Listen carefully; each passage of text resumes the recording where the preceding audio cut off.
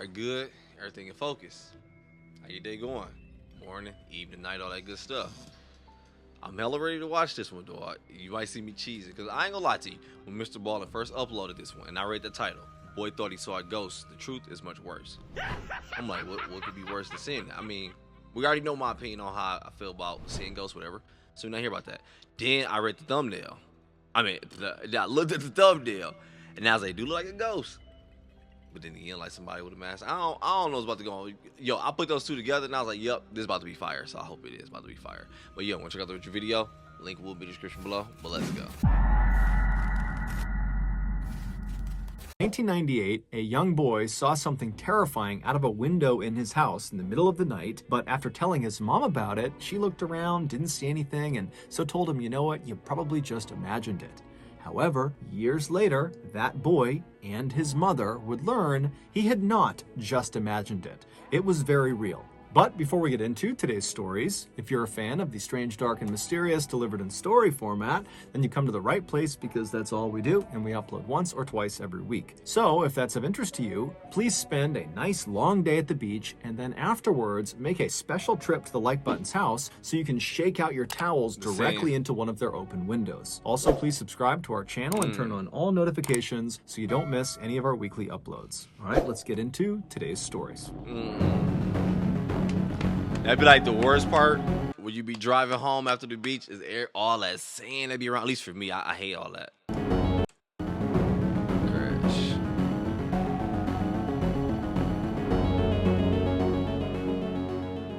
Cranbrook. Wait, so is it three? I missed it. Was it 3 stories?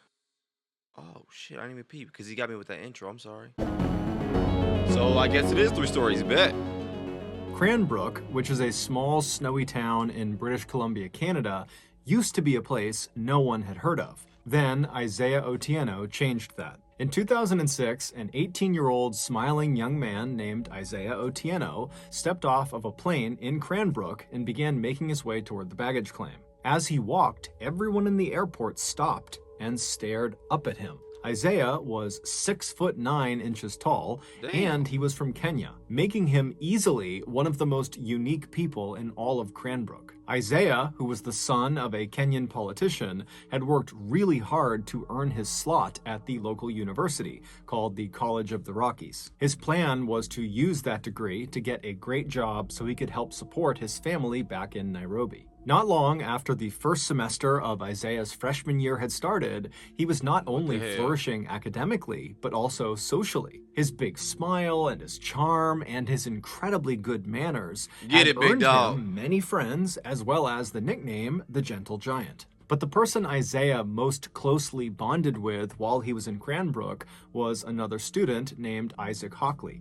Isaac, in addition to being a student at the College of the Rockies, was also a passionate photographer and actually worked part-time for the local newspaper as a freelance photographer. Isaac and Isaiah had briefly met in late 2006 at their campus's billiard halls when they were both playing pool, but that interaction had not made them friends.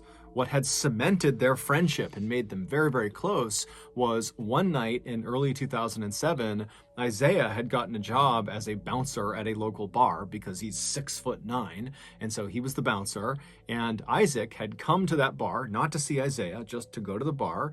And so Isaiah's at the front, he's checking people in, and then he hears this commotion in the bar behind him. He turns and he sees Isaac is getting attacked by this huge guy that's way stronger than him, who looked like he was the aggressor in the fight.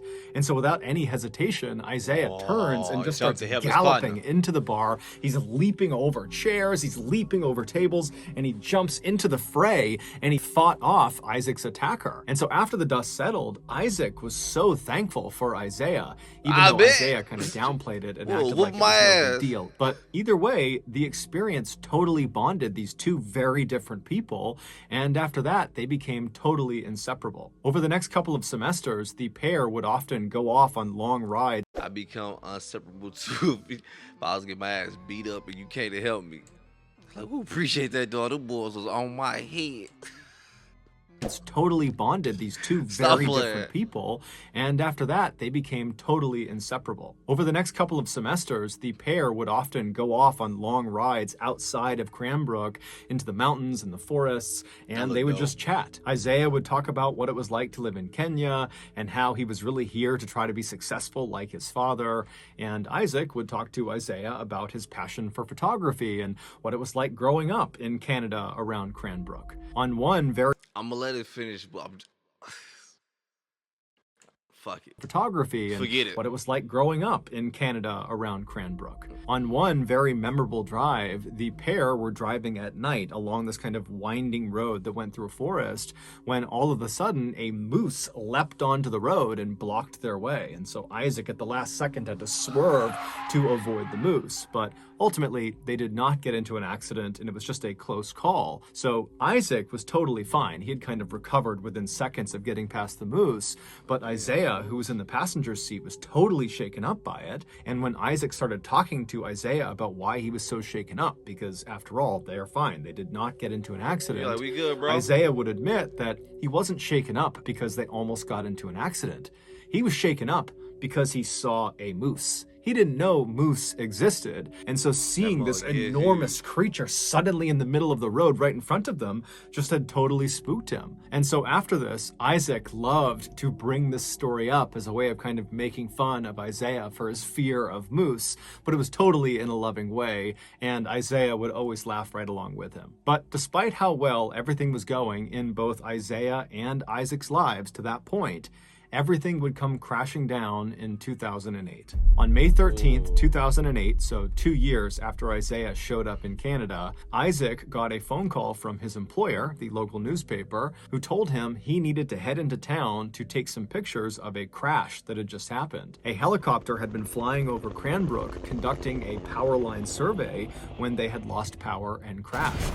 And all three people, the pilot and the two people in back who were actually doing the survey, they all died on impact. Isaac, like everybody else who heard about this, was totally shocked. One, because it was totally tragic and horrible, but two, because nothing ever happened in Cranbrook. So to have something so big like this happen right downtown was just unheard of. And so Isaac hopped in his car and he began making his way towards the crash site. And it didn't take long before he saw this massive ring of people right at the intersection between 10th and 14th Street.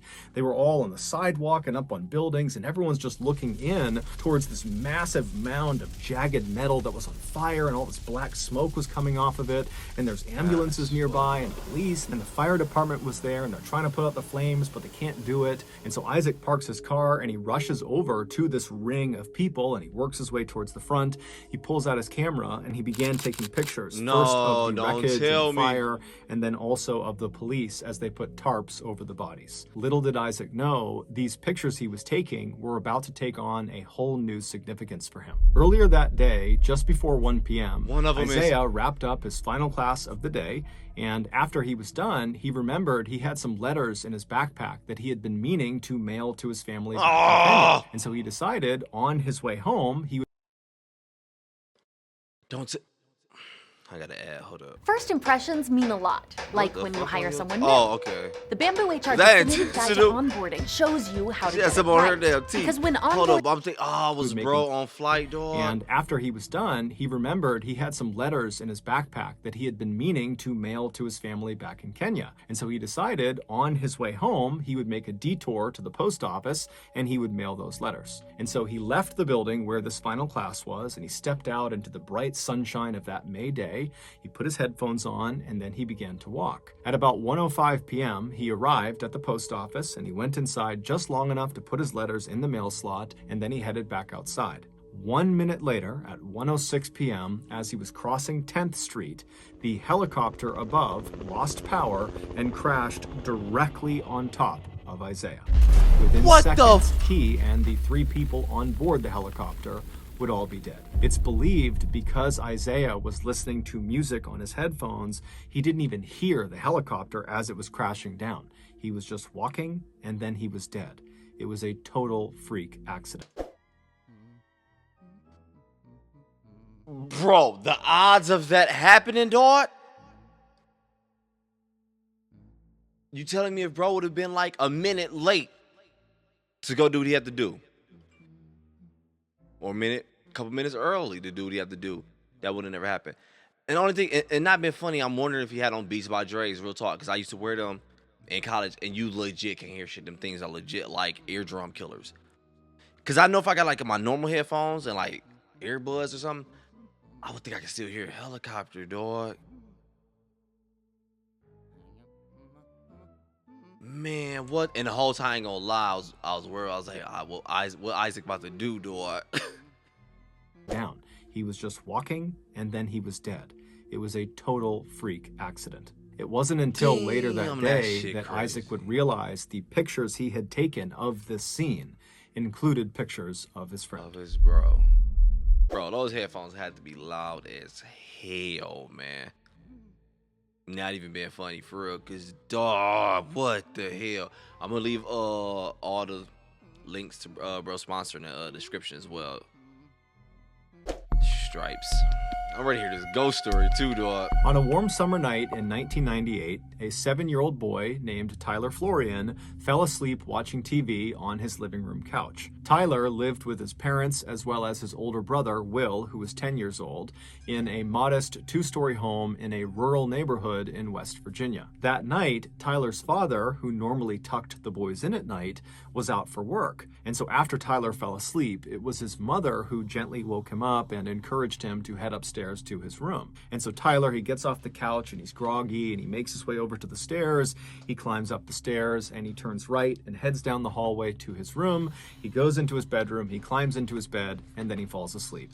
In order to understand what happens next, you need to have a good understanding of the layout of the second floor hallway. That hallway stretched from the front of the house all the way to the back of the house. And at either end of this hallway were doors that led outside of the house, and these doors had big windows on them. The front of the house, that door, if you walked out it, you'd be walking out onto a balcony that overlooked the front yard of the property. But if you walked out the back door of this second floor hallway, you would not be walking onto a balcony. You would not even be on the second floor. You'd be basically stepping into the backyard of the house. And the reason for this is because the house was built into a hill. And so the back half of the house is literally underground. It's in the hill. And so I must say, boy, they must have got their bag for real, but this is not a real house.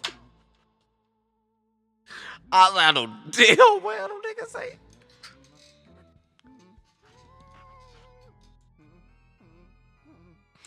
Stop playing with me, hey, stop playing, dog, for real. The back half of the house is literally underground. It's in the hill. And so there is no door on the lower half of the house because there's just earth behind the door. And so it's that second floor doorway at the end of the hall that serves as kind of like the exit to the backyard of the house. So with that in mind, Tyler, he gets upstairs, he goes to his bedroom, which is towards the front half of this hallway, and he falls asleep. And then only about an hour after falling asleep, he wakes up to the sound of someone using the bathroom. Tyler's bedroom was positioned right across the hall from the bathroom, and his door was open, and so Tyler's laying on his bed, he opens his eyes, and he's looking through his open door at the bathroom. I can't sleep with my door open. Laying on his bed, he opens his eyes, and he's looking through his open door at the bathroom, and the door is shut, but he can see there's light coming out from underneath the bottom of the door, so he knows someone's in there, and so Tyler's just laying there watching whoever is in there. He's assuming it's his brother, who has a habit of going to the bathroom in the middle of the night,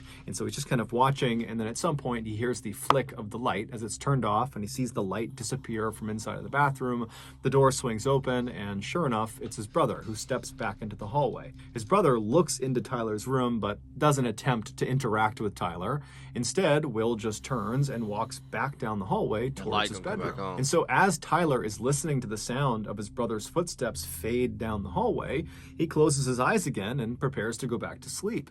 But as he's laying there with his eyes closed, he can tell that his brother has stopped short of his bedroom and has turned around and is now walking back up the hallway towards the bathroom and towards Tyler's room. And so Tyler opens his eyes again because he knows his brother is about to be right in front of his bedroom, and he's thinking, okay, maybe he forgot something in the bathroom. And so Tyler decides to just watch to see what his brother does. And so sure enough, Will walks all the way up until he's standing right in front of Tyler's open door. But instead of going into the bathroom, Will walks into Tyler's room. And right away, Tyler sits up and says, hey, what are you doing? What's going on? And his brother, he pauses for a second and he begins to say something that sounds like he saw something out there, but he's hesitant. He doesn't really know how he wants to frame the thing he wants to say. And so Tyler's like, come on, what are you doing? It's the middle of the night. What's going on? And finally, Will just blurts out, You've heard about MIAT and our award-winning technology training programs. I ain't and about you've seen the MIAT. hangar where there, Let me go back. He's hesitant. He doesn't really know how he wants to frame the thing he wants to say. And so Tyler's like, come on, what are you doing? It's the middle of the night. What's going on? And finally, Will just blurts out, I keep seeing a man wearing stripes at the end of the hallway. And so Tyler, he hears this and he can't compute what he's being told. And so he just says, what? What are you talking about, Will? What did you see in the hallway? And Will would say again, I keep seeing a man wearing stripes at the end of the hallway. I've seen him a couple times in the last couple of days. I go to the bathroom, and then when I start walking back, I see him outside the back door in our backyard. And so Tyler is so scared because his brother does not sound like he's making a joke. His brother sounds like he's telling the truth, and just the fact that his brother can't quite find the words to describe what he saw made it seem even more real.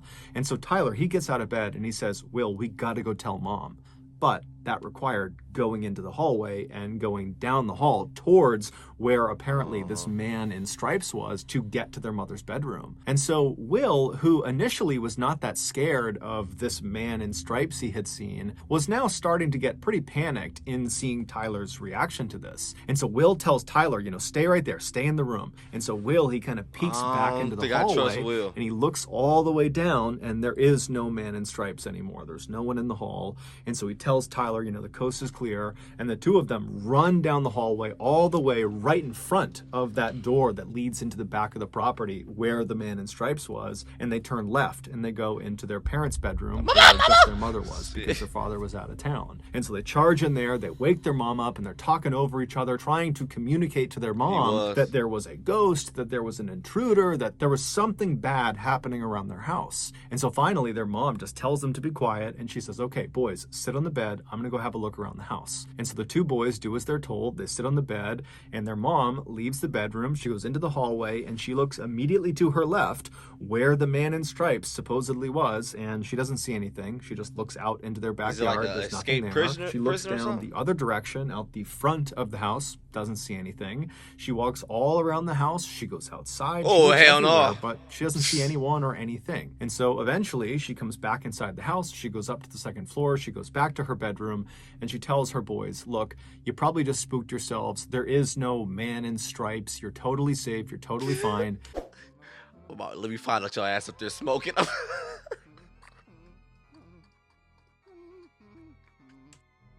You just spooked yourselves. There is no man in stripes. You're totally safe. You're totally fine. Just go back to bed. You probably just imagined whatever you saw. And so Will, who was the one who saw the man in stripes, was very quick to accept his mother's answer. It actually seemed like it was a relief to have somebody tell him that what you had seen wasn't real. Yeah, and honestly, I'm not even gonna cap to you. I forgot if he said his age or not.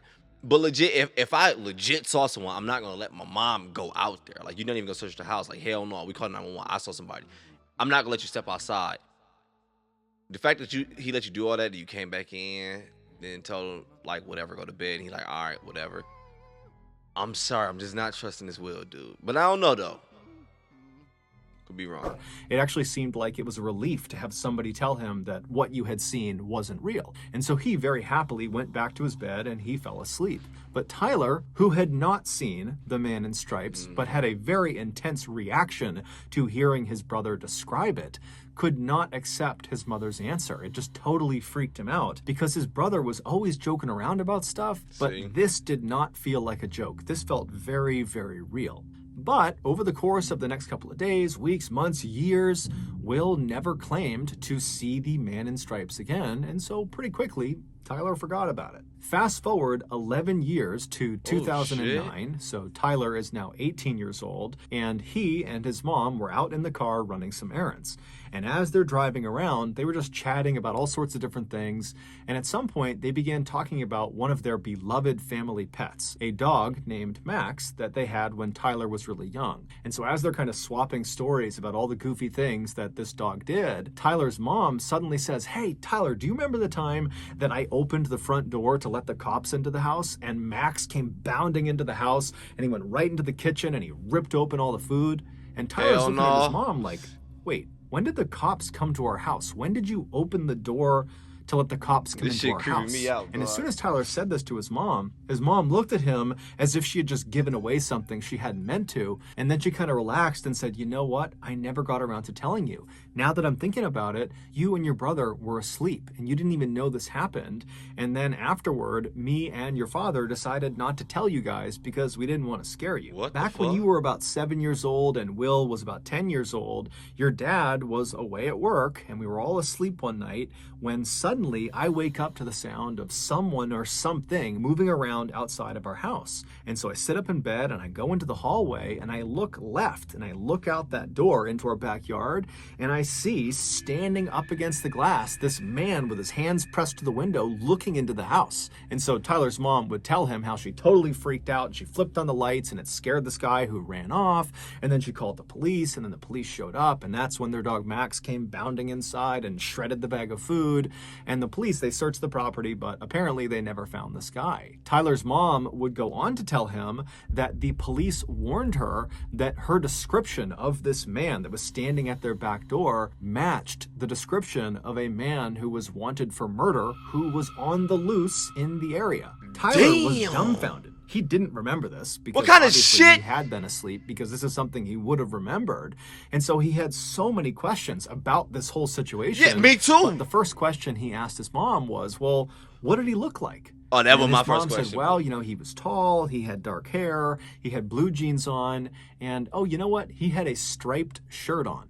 It would turn out, for a couple of days in the summer of 1998, this suspected murderer who was on the run from police had apparently been hiding out on Tyler's family's property, and in the middle of the night, for whatever reason, this suspected murderer would walk over to the back door of the second floor hallway. The thing I'm not getting, if I saw that, why did she make it look like I was crazy? Like, no, you tripping, go to sleep, dog.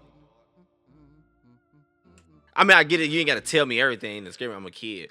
But at the same time, like, don't worry about it, honey. It was just so-and-so, boom, boom, boom. I know what you're talking about. Got me thinking I'm crazy and shit. Got me thinking Will crazy. I was about... family's property. I ain't even fucking with bro. Hold up. Go back. He'd been hiding out on Tyler's family's property, and in the middle of the night, for whatever reason, this suspected murderer would walk over to the back door of the second floor hallway, and he would put his face up to the glass and he would stare into their home. This was the man in stripes that Will claimed to have seen. He was real. Tyler, after making this connection, would follow up with his family members and he would do some digging of his own, but he was never able to figure out who the man in stripes was or what happened to him. Hey, that shit is creepy, I ain't gonna lie, dog. What does it take to be a champion year after year in the courts and in the court? Because at first I thought it was, oh, hold up. But how come these kids don't remember the time the police came in the house, kicked the door open, whatever?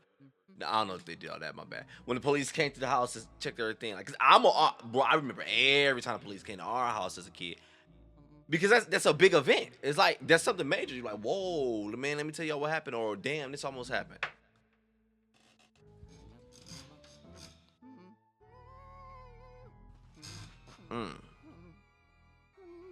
This shit is crazy, dog. In 2012, a 22-year-old woman named Simone was living in a small winemaking village called Rüdesheim am Rhein, which is located in southwestern Germany. This village is strikingly beautiful. I like that it's name, full too. of quaint European homes, and there's lots of rolling green hills with vineyards as far as the eye can see, and the village sits right on the banks of the Rhine River. Simone had grown up in this picturesque village, and she had loved it, but this was going to be her last summer before she left and headed off to New York City to start the next chapter of her life. And while she was excited about that, she was also kind of sad because this village and everybody inside of it were the only things she had ever known. And so the idea of leaving them behind just seemed very strange to her. But instead of focusing on the kind of growing anxiety around her imminent departure from Germany, she focused on what she would be doing that summer while she was still in Germany. Some of Simone's fondest memories of her childhood were of her time spent at summer camp. And this summer camp was located in this forest that was not far from her village. And every summer in July, Simone, along with about 200 other kids from her village and from neighboring villages, would converge on the campgrounds in the forest for 2 weeks of playing games and going on scavenger hunts and putting on stage plays. I tried to read that shit, but I realized, boy, back your stupid ass up. You can't read that. Would converge on the campgrounds in the forest for 2 like weeks Zway, of brother. playing games and going on scavenger hunts and putting on stage plays and just generally having a really good time. But when Simone became a teenager and was too old to be a camp attendee, she decided she would volunteer and be a camp counselor. And she found it was awesome. She immediately connected with the other camp counselors, and she felt all grown up, having a real job, and she loved goofing around with all of the kids. And so every time I did summer camp, I enjoyed it, dog. It was so freaking fun. Felt all grown up, having a real job, and she loved goofing around with all of the kids. And so every summer since that first time volunteering, Simone had gone back and volunteered again. And this summer was no different. So in mid-July of that year, Simone packed up her things and she headed off to the forest. The way this camp worked was the 200 plus kids that were attending the camp, they would get dropped off in the mornings each day by their parents, and they'd play and run around all day. And then in the late afternoon, their parents would come back and pick them up. So none of the kids were sleeping over at the camp during these 2 weeks. However, the 30 plus counselors, they would just stay at the camp for the full 2 weeks. They would just sleep in tents out in the forest. Technically, the reason they did this was to make sure they had enough time in the morning to prep the campgrounds for the kids, and then also in the evenings to have enough time to clean up and kind of have it ready for the next day. But in reality, Simone and the other counselors all knew that the camping out in the forest was the best part of the volunteer experience. After all the kids went home for the night, all of the counselors would finish up all of their duties and then rush off into the forest where their tents were and where there was a fire pit, and they would have some beers and wine because the legal drinking age in Germany is actually 16. So all these counselors are having a couple of drinks, and then before long they'd be laughing and telling stories and just generally having a great time. That is dope, though. So that July in 2012, Simone and the other counselors arrived at the campgrounds a day early, and they caught up with each other and they prepared the campground. And then the next morning, all the kids showed up and everything went off without a hitch. And then that afternoon, after all the kids had been picked up by their parents, Simone and the other counselors rushed to finish up all their duties and then headed off into the woods to enjoy their first night hanging out together. After a couple of beers had been passed around the campfire, everybody was in good spirits and laughing and telling stories. But pretty quickly, people started to fade and get tired because, it was their first day back at camp and it had been a long, tiring day. And so people very gradually began retiring to their tents to go to bed. And eventually Simone, too, had crawled into her tent and gotten onto her cot to try to sleep herself. But she found that night it was so hot she couldn't be in her tent. It was stifling inside of there. And so she decides she's just going to sleep out in the open where it's a little bit cooler. And so she picks up her fold-up cot and she brings it out into the open, and she sees there are several other counselors who have done the same thing. And so she puts her cot down next to one of her good friends who's already asleep in her cot. And then Simone climbs into her cot, she gets under her covers, and she tries to fall asleep. But for the next hour, Simone just tosses and turns. She can't get comfortable. And by that time, everybody else has completely passed out. So it's just her. She's counting down the time until she has to get up again to start the next day. And so it's so scary, though, when you're out with a group of people or whatever y'all doing stuff, and it is like a time where it's like, all right, time to go to bed or whatever and sleep. Never feel. I'm always the last one up, man. I can't help it, dog. Like, people just fall asleep and I'll be looking around like, damn, everybody sleep, dog. I hate it. It never fails, dog.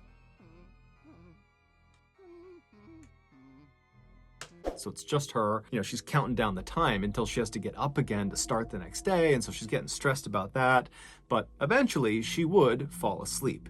However, she would immediately be thrust into one of the most visceral and intense nightmares she had ever had in her entire life. In her dream, she opens her eyes and she looks out in front of her, and it's this desert city, and there are hundreds of people all in front of her, just standing there looking up at her. And then she notices on her left and on her right are these two men, these big, huge men that are both working on something behind her. She doesn't really know what it is, but they're obviously busy doing something. And she kind of glances up at one of them, and she notices he's holding something that looks like a wreath, like a holiday wreath you would hang on your door. And so Simone looks away from the guy with the wreath and just looks back out at this huge sea of people, which is totally bizarre because no one's moving, no one's making any sound, they're just staring at her. And then she feels this shooting pain in the top of her head. The man who was standing on her right was not holding a holiday wreath. He was holding a crown of thorns, and now he, along with the guy on the other side of her, were working together to press this crown of thorns into her head. And so Simone is feeling the thorns being pressed deeper and deeper into her scalp, and she tries to fight them off, but she realizes she can't move. She can't even turn her head to look at them. She can only see them out of her periphery vision. And then she tries to scream out for help to someone in the crowd to come help her, but when she opens her mouth, no sound comes out. And so as she's sitting there, all she can do is stare straight out ahead of her as the pressure of these thorns are driven deeper and deeper into her skin. And then at some point, blood begins dripping down in front of her eyes. And around that point, the pain became so blinding, so awful, that it woke her up.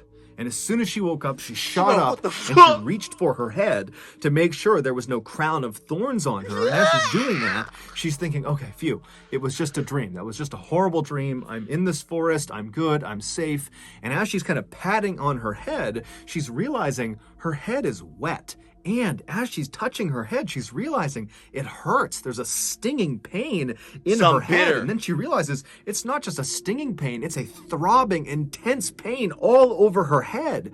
And so as she's kind of having this realization that her dream is now kind of segued into her real life, she looks out ahead of her and she sees off in the distance in the tree line, something is running through the woods. She can't tell who or what it is, but she makes a mental note that there is someone running away from them. But this pain in her head has gotten so intense. Dog, let me tell you what, I'm about to get a little bit in my, not even my conspiracy bag. Dog, this legit happened, not this. I'm about to say something. Basically, the reason why this seems believable to me, because when I had my sleep paralysis moment, dog, remember I told you, we ain't about to talk about it again. It was like I woke up twice. Remember I said the same shit. Remember I was like, when I woke up, we talked about it already. Blade punched me, boom, knocked me back out. I woke up again. It was like the whole situation was like I woke up twice. And right now, it's like she woke up twice. But she's still it seemed like she's still visualizing. I kid you not, on everything I love, dog. And man. When I told y'all that was my moment, I legit tell you that every time because it's legit. I know y'all be thinking I be being goofy, dog. Dead ass serious. When I woke up, I don't care what you say, dog. Blade, yes, the Wesley Snipes. Bro was in my room. It felt so real. I hopped up like, boom. He was right there. Bink my shit. I went back down. Woke up again, bro. And I was like, I know I just woke up twice. And I know because it was like perfect. It was like usually when you see people in your dreams, dog. You be like in some place like it be weird shit. Like, I don't know, y'all be walking down the street. Next thing you know, you wake up. You be walking down the street, and next thing you know, you turn your corner, you in the mall. But actually, when you look behind you, you really at your cousin's house. It be like weird shit like that, bro. I was laying and when I saw Blade, I was laying in my bed, bro. I saw my room. I don't care. I couldn't do nothing but hop up straight. Hopped up straight. I woke up. I don't give a damn what you say, dog. He knocked me back down. I woke up again, dog. That's what this shit. I sound so crazy. I don't even care. Hey. So, your mama. I don't care what you say, dude. I know I sound crazy. I ain't tripping. Let me resync real quick. 1, 2, 3. I'm not saying that I fully believe this story, but I'm saying the way they're describing it, shit. That's kind of spot on how mine was going. It was like a pattern. It was like, dog. It's like this nigga was in the real world, bro. Bro, I know you look at me like, boy, you tripping, but it's cool. I mean, and she could have saw somebody, that was, it probably was somebody doing that tour, though, and she could have just saw somebody in a suit. You know, when you wake up, your vision be blurred, you still tripping, you tweaking from everything. So you could have made out extra shit, thought you saw stuff, what you did. Thought you saw what you actually did. That, a possibility, too. But let's let it finish. Shit. Let me get it. Hold up. Damn it. What the hell you looking at? That her dream is now kind of segued into her real life. She looks out ahead of her and she sees off in the distance in the tree line, something is running through the woods. She can't tell who or what it is, but she makes a mental note that there is someone running away from them. But this pain in her head has gotten so intense that she can't focus on anything else. She can only focus on the pain. And as she's thinking about how much her head hurts, she screams in pain. And the girl who was laying next to her that had been asleep, she wakes up to the sound of the scream, but it's totally pitch black. She has no idea what's going on with Simone. And so this girl, she sits up and she's trying to get Simone to tell her what's going on, but Simone has no idea. She's totally frantic. She can't really make sense of what's happening. And so this friend, she reaches down and she picks up a flashlight. She turns it on and she aims the light at Simone, illuminating her head. And when this friend sees Simone's head, she starts to scream. Seconds later, the rest of the counselors that had been sleeping out were awake, and they were rushing Simone, who was now shaking and vomiting, over to one of the staff vans. And then 15 minutes later, they had driven her to the emergency room. It would turn out, after Simone had finally fallen asleep and she began having that really intense dream about a crown of thorns being dug into her scalp, well, in reality, something was digging into her scalp and it was kind of manifesting itself in her dream.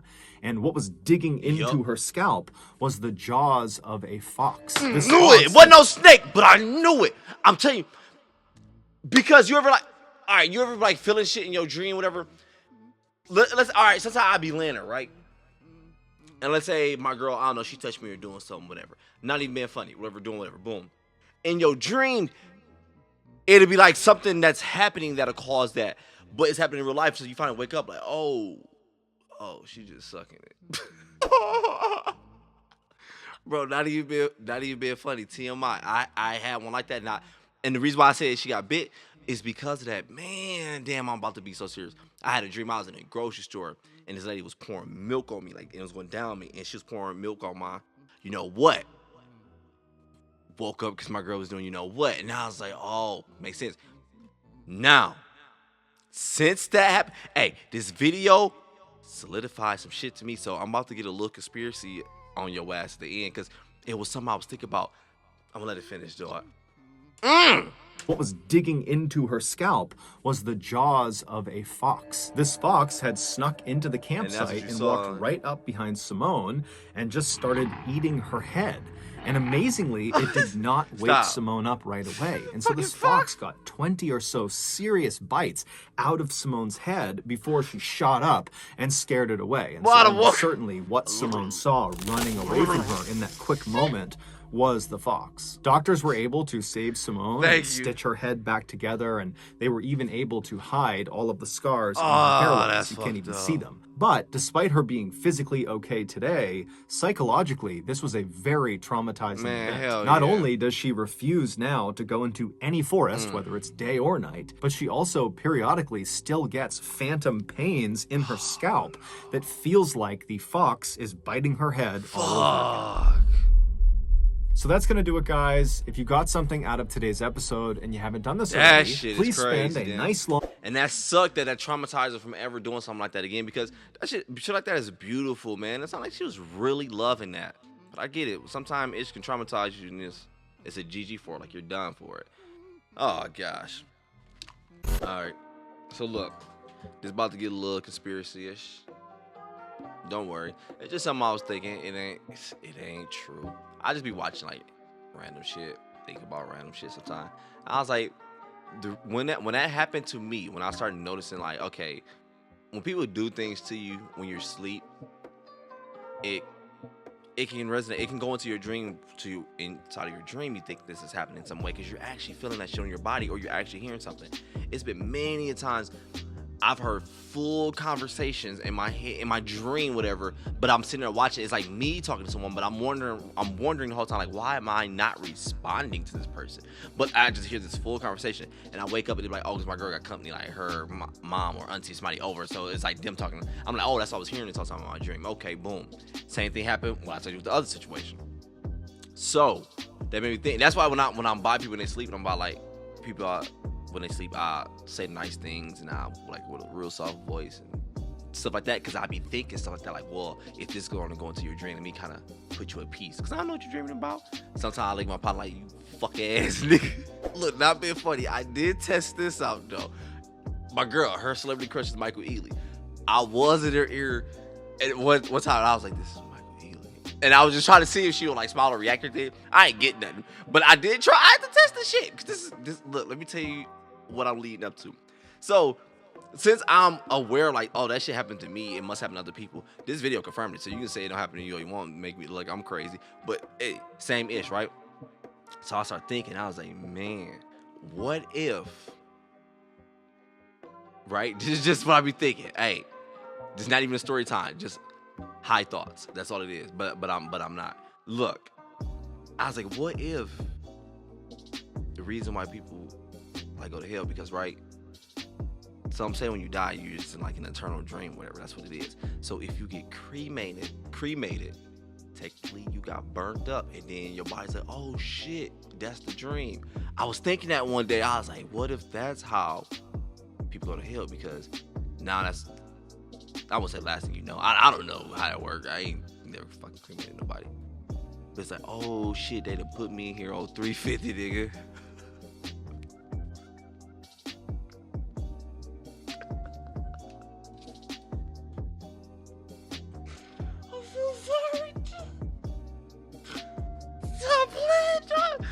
I was just thinking that one day, right? I was like, that's crazy, that it ain't real.